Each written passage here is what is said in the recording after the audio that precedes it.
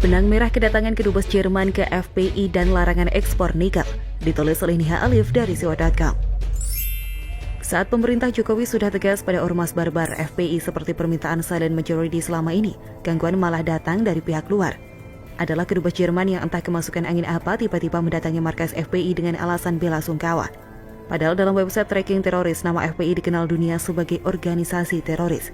Lalu apa hubungannya dengan negara Jerman yang menguasai 42% industri baja di Eropa? Jerman sebagai produsen utama baja tentunya terpukul dengan kebijakan Jokowi melarang ekspor nikel. Larangan pemerintah datang juga menanggapi keputusan pihak Uni Eropa untuk menyetop impor kelapa sawit ke negara mereka.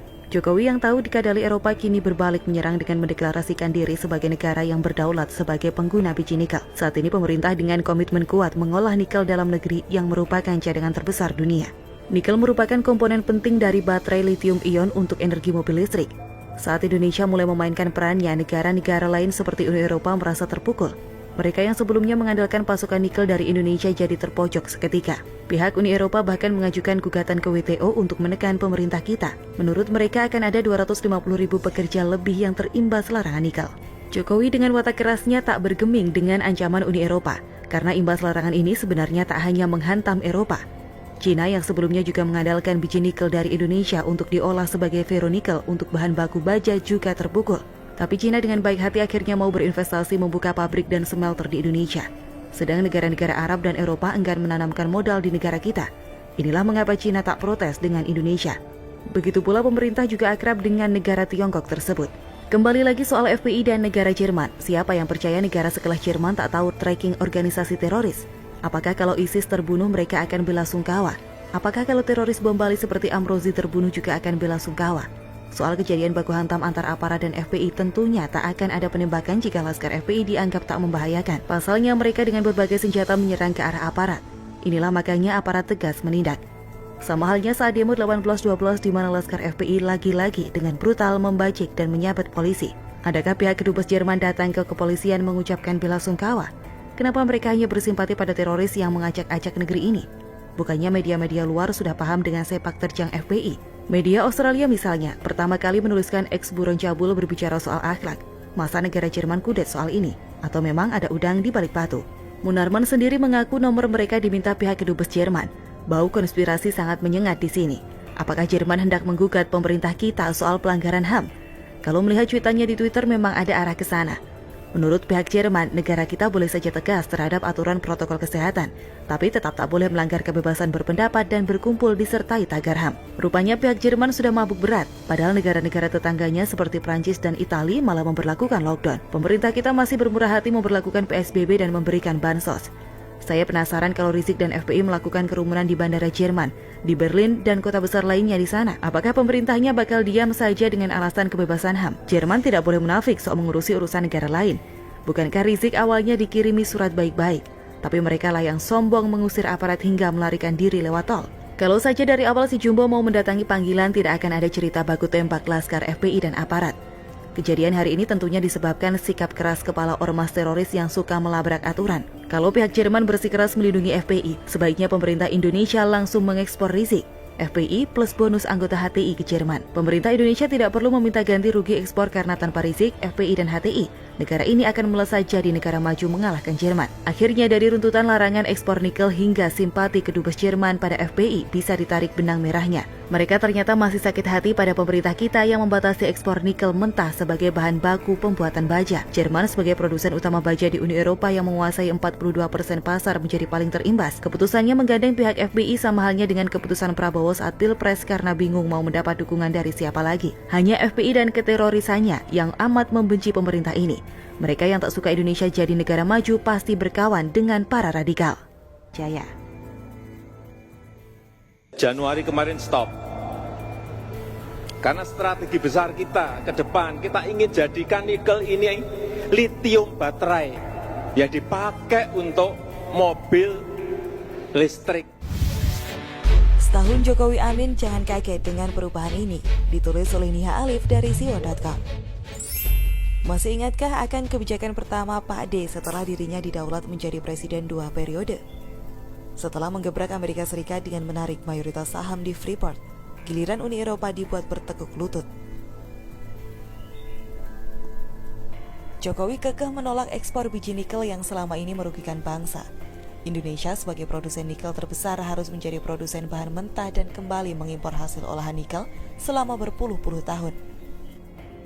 Akhirnya baru di masa Jokowi perubahan nyata itu terjadi. Makanya SJW-SJW semua bermunculan menyebarkan penyakit kebencian. Setelah isu Papua Merdeka dimentahkan, muncul isu demo UU KPK dan KUHP. Di luar negeri juga ada beberapa negara kecil seperti Vanuatu, Tuvalu, dan Nauru yang terus mendesak Indonesia melepas Papua. Tapi Jokowi tak gentar sedikit pun. Pelan tapi pasti, langkahnya membawa negara ini maju tak tergoyahkan sedikit pun. Penarikan Gerindra ke kabinet juga baru dirasakan hasilnya saat ini. UU Omnibus Law sebagai gerbang menuju Indonesia maju bisa disahkan karena banyaknya partai yang masuk pemerintahan. Seperti kata pengamat, andai kata posisi koalisi dan oposisi seimbang, maka kemungkinan besar UU ini tak akan bisa direalisasikan. Kehebatan Jokowi ini rupanya terdengar hingga jauh ke mancanegara. Tak heran ada cover Jokowi dengan cerita mengenai dirinya di majalah Arab Saudi dan Jepang. Jauh sekali dari imam besar FPI Rizik yang terlunta-lunta dan sempat jadi buronan aparat di dalam negeri. Jokowi juga dibuatkan patung lilin di Hong Kong beserta 3 orang ternama dari Indonesia. Terakhir, negara Uni Emirat Arab bahkan mengabadikan namanya sebagai nama jalan dan masjid besar yang dalam proses pembangunan. Di dalam negeri pun namanya tak kalah populer. Menurut survei indikator, kepercayaan publik terhadap Jokowi sepanjang tahun stabil di angka 60% lebih.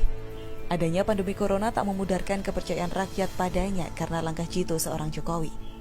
Penolakan lockdown untuk kemudian diganti PSBB dengan penyaluran bansos besar-besaran ia lakukan. Beberapa sarana pemerintah seperti Wisma Atlet dan Rumah Sakit Pertamina disulap jadi rumah sakit darurat untuk corona. Intensif bagi pekerja medis dan sektor UMKM ia prioritaskan. Cicilan KPR perumahan dan kredit kendaraan ia perintahkan ditunda. Subsidi listrik diberikan pada rakyat kecil. Tentu saja dari awal pandemi yang ada dalam pikiran Presiden adalah kesejahteraan rakyatnya. Bisa dibayangkan kalau SBY yang jadi Presiden, tentu negara ini semakin anjlok ekonominya akibat lockdown, seperti Filipina, India, dan Malaysia. Negara lain yang melihat kinerja Presiden kita dengan undang-undang terbaru berlomba menanamkan usahanya. Ada Tesla dan 7 perusahaan dari Jepang yang sudah mengantri. Dari dalam negeri, PT Inalum juga berinvestasi 10 triliun lebih untuk pembuatan baterai. Belum lagi Pertamina yang didorong untuk membuat B30 hingga B100 dan gasifikasi batu bara. Jokowi sebagai pemimpin visioner tentunya sadar bahwa di masa mendatang tantangannya akan berubah dari teknologi informasi menjadi energi. Dari corona kita belajar betapa minyak dunia bisa sangat tak berharga seketika. Tapi bagi pecinta lingkungan, ini justru situasi yang diharapkan agar bumi bisa memulihkan kembali dirinya dari emisi karbon. Lapisan ozon kembali menguat. Selanjutnya, dunia akan memfokuskan peralihan dari BBM menjadi energi yang ramah lingkungan. Akan ada saatnya penggunaan minyak bumi dilarang seperti pergantian premium ke pertalit dan tipe terbaru lain. Masing-masing negara berlomba memanfaatkan mineral seperti nikel, kobalt, dan juga energi terbarukan seperti energi matahari, angin, dan sebagainya. China dan Eropa telah memulai penelitian besar-besaran terhadap bentuk penyimpanan energi seperti baterai. Nanti akan ada banyak produksi kendaraan listrik dan penemuan baterai-baterai terbaru. Sudah saatnya kekayaan mineral kita diberdayakan. Jokowi sudah menjalankan tugasnya sebagai pemerintah untuk memaksimalkan pengolahan sumber daya alam kita. Perubahan besar yang mengalahkan pencapaian 6 presiden sebelumnya.